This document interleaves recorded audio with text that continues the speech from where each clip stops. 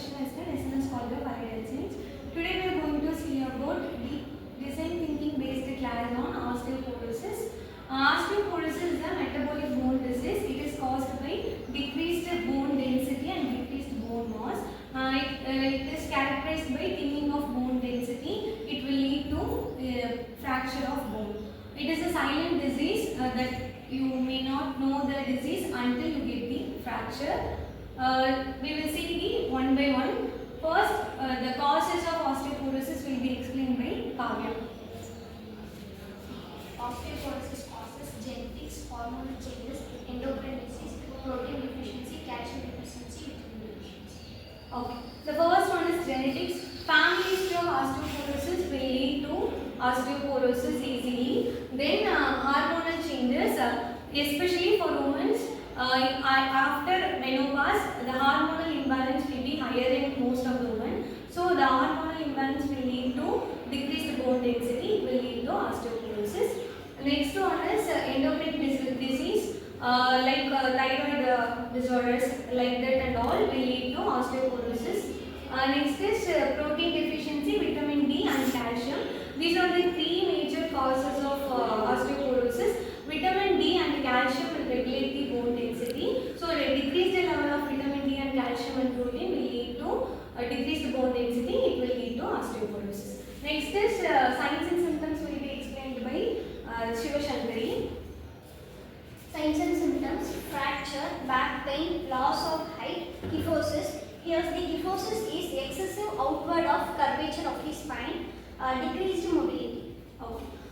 Decreased bone density will easily lead to fracture. The major signs of osteoporosis is back pain, loss of height due to bone abnormality, kyphosis, and also decreased mobility. Because of pain, the patient can't able to produce active movements. These are the major signs and symptoms of osteoporosis. Osteoporosis is a silent disease. These are all the signs. Next is pathophysiology will be explained by Kalki. Pathophysiology, due to causes, there will be increased osteoclast activity, that is breakdown. Due to the decreased osteoblast activity, blast in formation due to the osteoporosis. There are three major bone cells in our bone. The first one is osteoblast, the second one is osteoclast, the third one is osteocytes. Osteoblast is responsible for bone cells formation. Osteocytes is responsible for bone density regulation. Osteoclast is responsible for bone resorption. That means destroying the old bone cells. These are the three major cells of bones which regulate bone formation and bone resorption. Due to abnormal causes, it will lead to increased osteoclast activity. Osteoclast activity means resorption of bone cells, that is destroying bone cells. Due to increase in that particular activity, the bone become less dense and also it will lead to decreased osteoblast activity. There is less new cells forming in the bones, and these are all the pathophysiology will lead to osteoporosis. Next is diagnosis will be explained by Pramita. Diagnosis: history collection, physical examination, bone density test, X-ray, and blood test for calcium and vitamin D.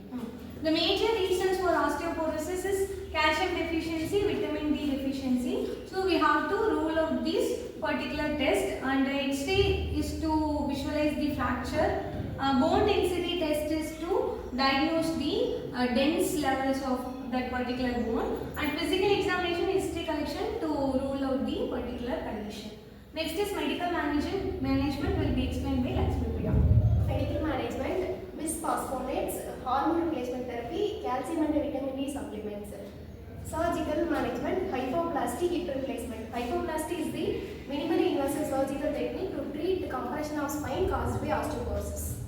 The osteoporosis will affect all type of bones. Particularly, it will affect the vertebra, spine, wrist, and hip bone. So, for medical management, bisphosphonates and hormone replacement therapy to increase the bone density and to prevent the hormonal changes and endocrine diseases. The third one is calcium and vitamin D supplements to increase the bone density level. If the patient is having less calcium and vitamin D levels, means we have to suggest this particular type of treatment. Next